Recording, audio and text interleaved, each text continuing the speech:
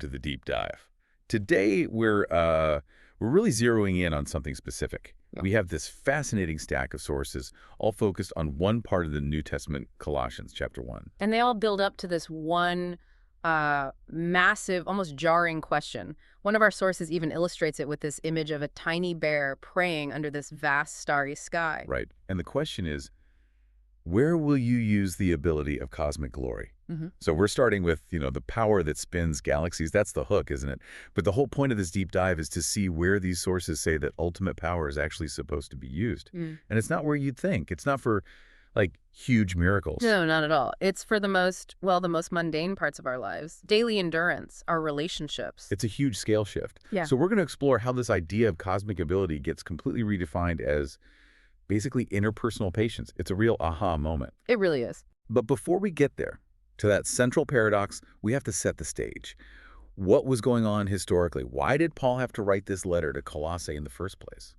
Yeah, the context is, it's everything, really. Colossae was a sort of crossroads town, and the church there was just getting hit with all these competing ideas, all these, imitations of the gospel. Imitations? What kind of imitations are we talking about here? Well, you had early forms of what we call Gnosticism, this idea that you need some kind of secret, special knowledge to be saved, that faith in Christ wasn't quite enough. So like an intellectual insight track. Exactly. And then on the other side, you had these ascetic movements, groups pushing for really strict, painful self-discipline, extreme fasting, things like that, as the only way to get close to God.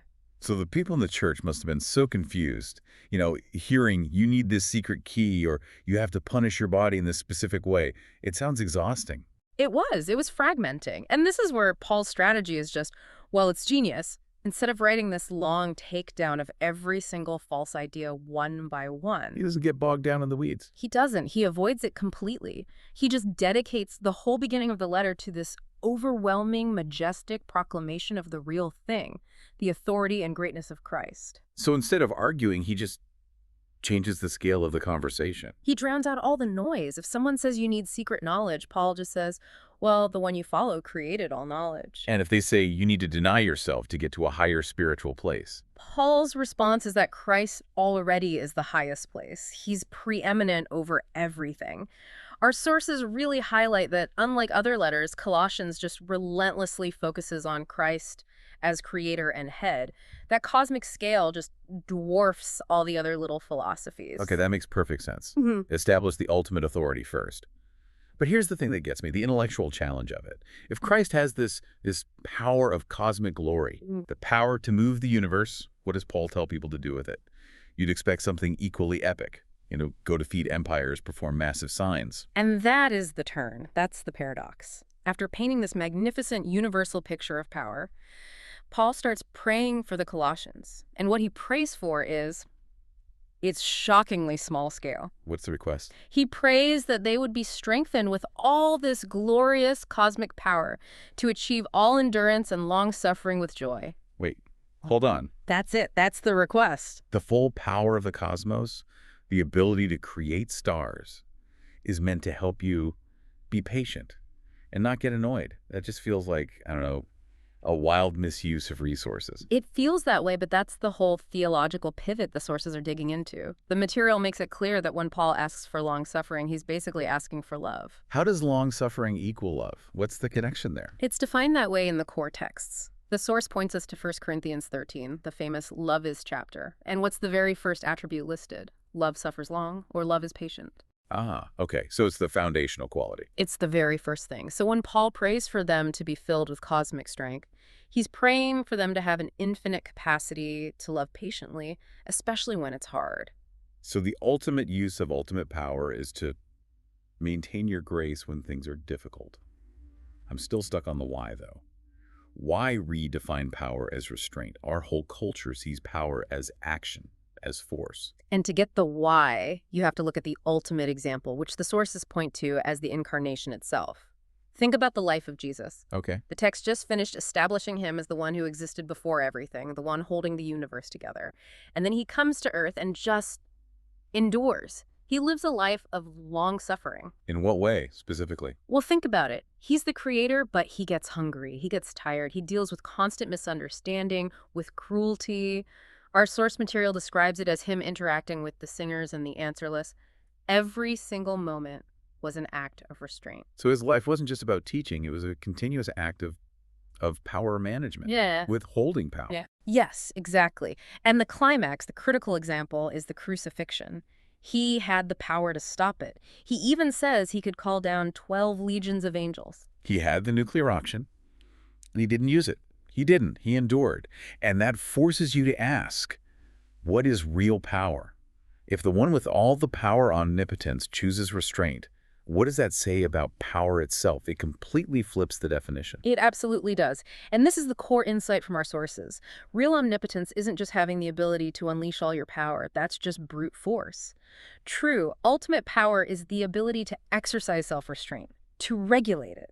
And that regulation has to be driven by something. It has to be motivated by love, that unconditional, agape love, the ability to hold back infinite destructive force for a redemptive purpose that's presented as the highest form of cosmic power. But I have to push back a little. To the outside world, doesn't that just look like weakness? If someone doesn't retaliate, they're often seen as a victim, not as someone wielding cosmic strength. And that's the exact cultural misunderstanding the text is fighting against. The sources argue it takes infinitely more strength to withhold force than to unleash it. Reacting is easy, it's instinct. Right. But choosing to restrain infinite power out of love, that demonstrates control over the cosmos and control over yourself. That self-regulation is the transcendent power. So the power that created everything proves itself greatest not by destroying, but by holding back destruction for the sake of love. That turns the whole hero narrative on its head. It really does. And that brings us to the most important part for you, the listener.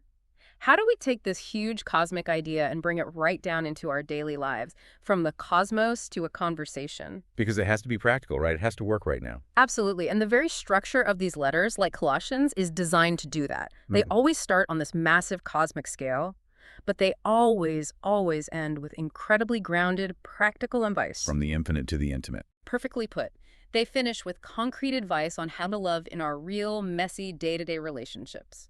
How to be a spouse, a parent, an employee. So that structure itself is a kind of proof. The journey from creating galaxies to forgiving your coworker elevates the importance of that small act of forgiveness. Right. It suggests our tiny interactions are the real proving ground for this cosmic identity. That's it. It takes cosmic strength to do it consistently. Living out that endurance and long-suffering Paul prayed for actually demonstrates God's power in a way that, say, a flashy miracle can't. A big spectacle inspires awe, maybe, but sustained patience, that inspires real transformation. Okay, so let's make this super practical. We use our power every day to react, right? We snap back in an argument, we get frustrated in traffic. Using this cosmic paradox, what does omnipotence look like when, I don't know, a colleague takes credit for your idea? It looks like the deliberate choice of long-suffering. It's choosing self-regulation over that flash of justified anger.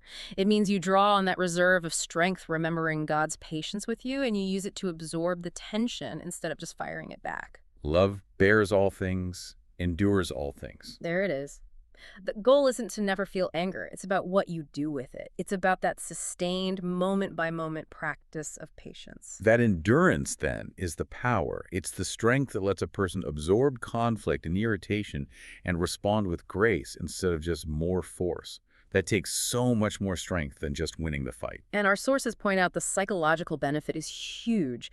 When you recognize that you were loved with this infinite patience, it gives you this incredible reserve of emotional and mental strength. How does that become actionable strength for me today? It leads to this realization that because of that foundation, there's no problem that can't be faced, no difficult situation that can't be managed, and this is the hard part, no person who is beyond forgiveness. That cosmic endurance empowers our tiny, intimate interactions. What really stands out to me is just the sheer audacity of it.